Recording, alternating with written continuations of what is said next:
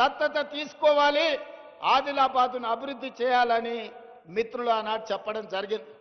నేను ఈరోజు ఈ వేదిక మీద నుంచి స్పష్టంగా ఆదిలాబాదు బిడ్డలకే కాదు 4 కోట్ల తెలంగాణ ప్రజలకు నేను చెప్పదలుచుకున్నా, 100% అత్యంత వెనుకబడిన ఆదిలాబాదు జిల్లాను అభివృద్ధి చేసే బాధ్యత రాష్ట్ర ముఖ్యమంత్రిగా నేను తీసుకుంటా. రాబోయే 2 నెలల్లో ప్రత్యేకమైన ప్రణాళికలు తీసుకొని ఇక్కడికే వచ్చి ఎంపీ నగేష్ గారు చెప్పినట్టు ప్రతి నియోజకవర్గానికి ఉమ్మడి ఆదిలాబాదు జిల్లా యొక్క అభివృద్ధికి సంబంధించి సమీక్ష సమావేశాలు కలెక్టర్లను వివిధ శాఖల అధికారులను అక్కడికే పిలిపించి రోజు మొత్తం సమీక్ష చేసి మీ సమస్యలకు పరిష్కారం చూపించి మీ అభివృద్ధి పనులకు నిధులను మంజూరు చేసే బాధ్యత నేను తీసుకుంటా. మళ్ళీ తొందరలోనే ఆదిలాబాద్కు వచ్చి అభివృద్ధి మీద సమీక్ష చేస్తా. అదేవిధంగా సాగునీరు ఆనాడు ప్రాణహిత చేవెళ్ల ప్రాజెక్టు 2007-8లో డాక్టర్ వైఎస్ రాజశేఖర రెడ్డి గారు తుమ్మిడేటి నుంచి మొదలుపెట్టి చేవెళ్ల వరకు 16 లక్షల ఎకరాలు 38,500 కోట్ల రూపాయలతోని పనులను ప్రారంభించాడు.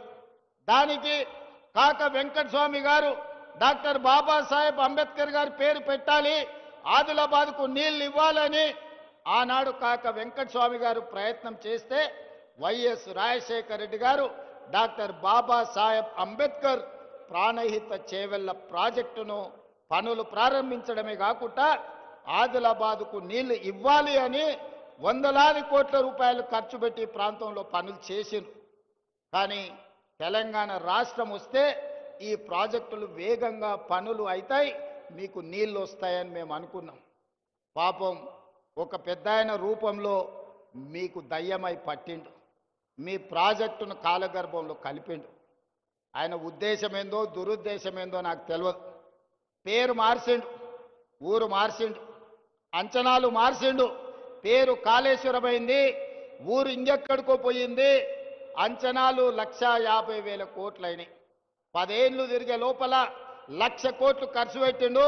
కాళేశ్వరం కడితే 3 ఏళ్లలోనే కూలేశ్వరం అయిపోయి కూలిపోయింది. ఆదిలాబాద్కు మాత్రం చుక్క నీరు రాలే.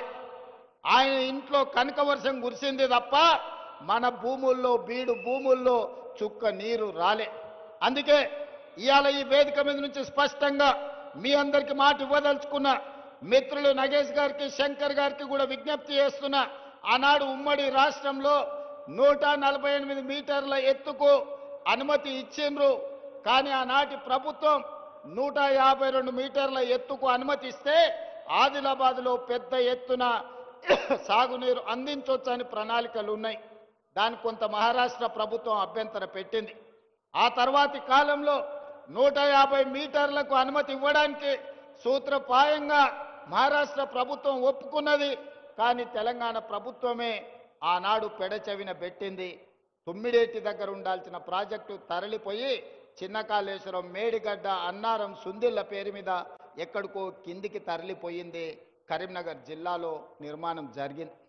అదైనా మంచిగా జరిగిందా అంటే 1,00,000 కోట్లు ఈరోజు గోదావరి పాలైపోయినాయి, గోదావరిలో కొట్టుకపోయినాయి.